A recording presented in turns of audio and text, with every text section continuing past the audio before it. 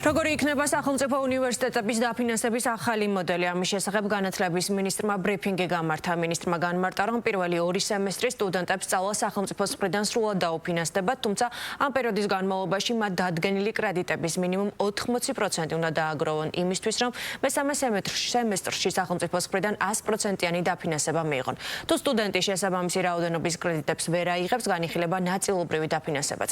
მაკალაშხი აგვიხსნის უფრო დეტალურად, რას გულისხმობს სახელმწიფო უნივერსიტეტების დაფინანსების ახალი მოდელი. მაკა გისმენთ. მარიამ, თავდაპირველად დავიწყებ იმით, რომ დღეს მინისტრმა ისაუბრა, რომ ამ თემასთან დაკავშირებით 2 დღეა მიმდინარეობს სპეკულაციები და ვრცელდება სხვადასხვა დეზინფორმაცია, თითქოს და სახელმწიფო უარს აცხადებს სრულ დაფინანსებაზე. დღეს მინისტრმა კიდევ ერთხელ განმარტა, თუ რას ნიშნავს სახელმწიფო უნივერსიტეტების დაფინანსების ახალი პროგრამა, თუ რას ითვალისწინებს. მინისტრის თქმით, პირველი 2 სემესტრი სტუდენტებისთვის იქნება სრულად დაფინანსებული, რაც იმას ნიშნავს, რომ სტუდენტებს თანხის გადახდა არ მოუწევს, რაც შეეხება უკვე მესამე სემესტრიდან შემოდის რეგულაცია, მაგალითად ის, რომ თუ სტუდენტი დადგენილი კრედიტების რაოდენობის 80%-ს ვერ დააგროვებს, ამ შემთხვევაში ის არ დაფინანსდება სრულად 100%-ით. ამ შემთხვევაში სახელმწიფო მას დააფინანსებს მხოლოდ 50%-ით და 50%-ის გადახდა სტუდენტს თავად მოუწევს.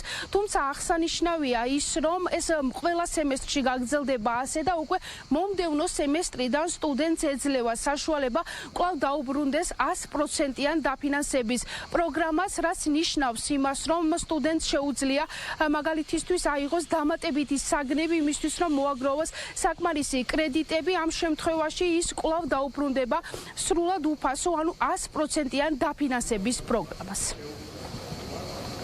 ამ მოდელის თანახმად პირველი 2 სემესტრი სახელმწიფოს მხრიდან სრულად ფინანსდება. ანუ სტუდენტს და მის ოჯახს არ უწევს არაფრის გადახდა სწავლაში და პირველი 2 სემესტრის განმავლობაში სტუდენტები სწავლობენ სრულიად უფასოდ.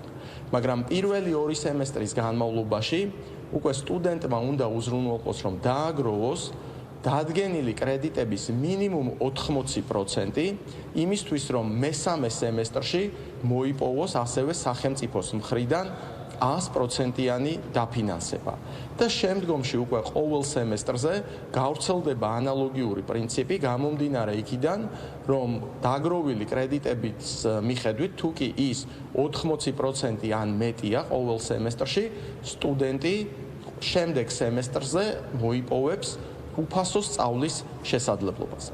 იმ შემთხვევაში, თუ კი სტუდენტი 80%-ს ვერ დააგროვებს, ასეთ მოცემულობაში სახელმწიფო მაინც შემოდის წილობრივ დაფინანსებაში და მიუხედავად იმისა, რომ იყო თავდაპირველად სხვადასხვა ქვეყნის გამოცდილებიდან რეკომენდირებული, რომ დაახლოებით 15%-ზე ყოფილიყო სახელმწიფოს მხრიდან თანადაფინანსება, ჩვენ მივიღეთ გადაწყვეტილება, რაც ამ დადგენილებაში უკვე სამართლებრივი კუთხით აისახა და სახელმწიფო იმ შემთხვევაში, თუ კი სტუდენტი საკმარისი რაოდენობის კრედიტებს ვერ დააგროვებს იმისთვის, რომ 100%-იანი დაფინანსება მოიპოვოს შემდეგი სემესტრისთვის, სახელმწიფო ამ შემთხვევაში 50%-ს დააფინანსებს. თუმცა ამავდროულად სტუდენტს ეძლევა საშუალება, რომ შემდეგ სემესტრში მან დამატებითი საგნები აიღოს და მიიღოს იმ კრედიტების რაოდენობა, რომელიც შესაძლებლობას მას მისცემს, რომ უკვე მომავალი შემდეგი სემესტრიდან კვლავ აღიდგინოს სახელმწიფოს მხრიდან 100%-იანი დაფინანსება.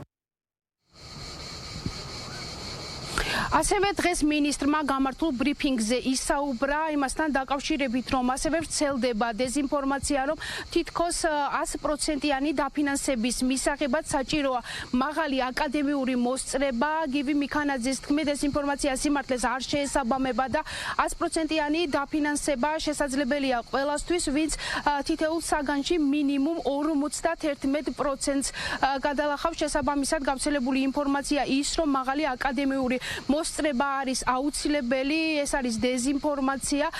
ასევე განათლების მინისტრმა დღეს ისაუბრა, რომ აღნიშნულ მოდელზე სახელმწიფო მიმუშავა მსოფლიო ბანკთან ერთად და მოდელში გათვალისწინებულია ყველა იმ ქვეყნის საერთაშორისო პრაქტიკა, სადაც აღნიშნული მოდელი უკვე დანერგილია.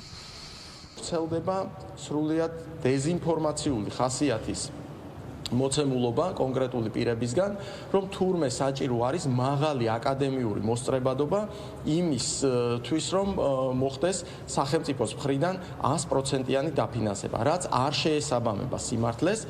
სტუდენტმა თითოეულ საგანში უნდა გადალახოს 51%-იანი ნიშნული, ანუ მინიმალური ცოდნა და მინიმალური უნარები უნდა აჩვენოს თითოეულ საგანში, იმისთვის რომ მას კრედიტი დაუფიქსირდეს და ამ შემთხვევაში მას უკვე კრედიტი უფიქსირდება, არ აქვს მნიშვნელობა ეს არის მაღალი ქულებით მოპოვებული კრედიტი თუ დაბალი ქულებით მოპოვებული და რა თქმა უნდა სახელმწიფო უზრუნველყოფს ამ მხარდაჭერას. აქვე მინდა აღვნიშნო, რომ აღნიშნული მოდელი შემუშავდა ძალიან აქტიური თანამშრომლობით მსოფლიო ბანკის ექსპერტებთან, სადაც გამოყენებული იქნა სხვადასხვა ქვეყნებში არსებული მოდელები და როგორც გითხარით, როდესაც მართლმა გუნდმა მიიღო პოლიტიკური გადაწყვეტილება იმისთვის, რომ 100%-ით დაგვეფინანსებინა სასწავლო პროცესი უმაღლეს სასწავლებლებში, ამასთანავე ჩვენ გავიზიარეთ ის მოდელი, რაც იმ ქვეყნებში არსებობს, სადაც ანალოგიურად ხდება სახელმწიფოს მხრიდან სწავლის დაფინანსება უმაღლეს სასწავლებლებში, რომ გარკვეული ეტაპის შემდეგ ეს უნდა იყოს სასწავლო პროცესის შედეგებზე დაფუძნებული მოცემულობა და სწორედ ამიტომ არის, რომ 80%-იანი მოცემულობა, რაც არის აბსოლუტურად შესაბამისობაში იმ პრაქტიკასთან, რომელიც იმ ქვეყნებში არსებობს, სადაც სახელმწიფო აფინანსებს სასწავლო პროცესს. სახელმწიფო უნივერსიტეტების დაფინანსების ახალი პროგრამა უკვე მიმდინარე სემესტრიდან ამოქმედება, ანუ საუბარია 2026-27 სასწავლო წლიდან უკვე აღნიშნული მოდელით იქნება დაფინანსება. ასევე აღსანიშნავია, რომ დღეს მინისტრმა ხაზი გაუსვა, რომ გაზრდილია სტუდენტების რაოდენობა, ვისაც სურს სახელმწიფო უნივერსიტეტებში სწავლის გაგრძელება და პრიორიტეტად მიმდინარე წელს 80%-მა პირველად პრიორიტეტად მიუთითა და სწორედ სახელმწიფო უნივერსიტეტები. ასევე მნიშვნელოვანი ფაქტია ის, რომ მაგალითად თუ სახელმწიფო უნივერსიტეტიდან კერძო უნივერსიტეტში მოინდომებს სტუდენტი გადასვლას, ამ შემთხვევაში მას სახელმწიფო დაფინანსება შეუწყდება, არ შეუნარჩუნდება და თუ პირიქით იმ შემთხვევაში თუ კერძო უნივერსიტეტიდან სახელმწიფო უნივერსიტეტში გადმოვა სტუდენტი, მას საშუალება ექნება როგორც ყველა სტუდენტს ჩაერთოს სახელმწიფო დაფინანსების პროგრამაში. მადლობა მაკა ლაშქრია საუბრობდა პირდაპირ ეთერში.